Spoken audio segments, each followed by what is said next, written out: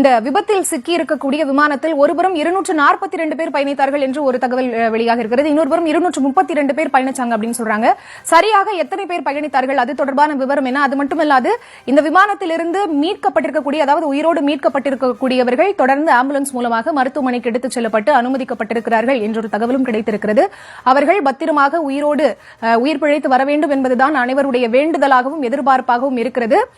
இப்ப இந்த விபத்திற்குள்ளாகி இருக்கக்கூடிய இந்த விமானத்தில் எத்தனை பேர் பயணித்தார்கள், ஊழியர்கள், பேசஞ்சர்ஸ் உட்பட எத்தனை பேர் பயணித்தார்கள், அவர்கள் தொடர்பான அந்த லிஸ்ட் கிடைத்திருக்கிறதா?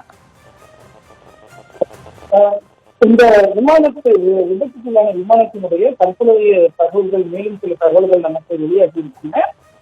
விபத்துக்குள்ளான விமானம் என்பது ஏர் இந்தியா 171 என்ற விமானம் தான் விபத்துக்குள்ளாகி இருக்கிறது. இந்த விமானம் தொடர்பான கூடுதல் தகவல்கள் நமக்கு தற்பொழுது கிடைத்திருக்கின்றன. ஏர் இந்தியா நிறுவனத்துக்கு சொந்தமான ஏர் இந்தியா 171 என்ற விமானம் தான் இந்த விபத்தில் சிக்கி இருக்கிறது. இன்று பிற்பகல் 1:10 மணிக்கு அகமதாபாத்தில் இருந்து புறப்பட்டு மாலை 6:09 மணி அளவில் லண்டன், அதாவது 6:25 மணிக்கு லண்டனினுடைய கேட்விக் விமான நிலையத்தை சென்றடையும் வகையில் தான் இந்த விமானத்தினுடைய பயண திட்டம் இருந்திருக்கிறது. ஆனால் விமானம் புறப்பட்டது என்பது 1:10 மணிக்கு பதிலாக 1:17 மணிக்கு தான் இந்த விமானமானது புறப்பட்டு இருக்கிறது.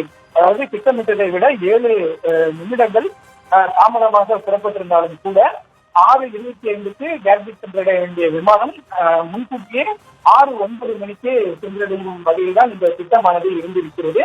அகமதாபாத்தில் இருந்து கேட்விக், அதாவது எந்த இடையிலும் இல்லாமல் நேரடியாக இங்கிருந்து லண்டனில் செல்லக்கூடிய வகையில் தான் இந்த விமானமானது இருந்திருக்கிறது.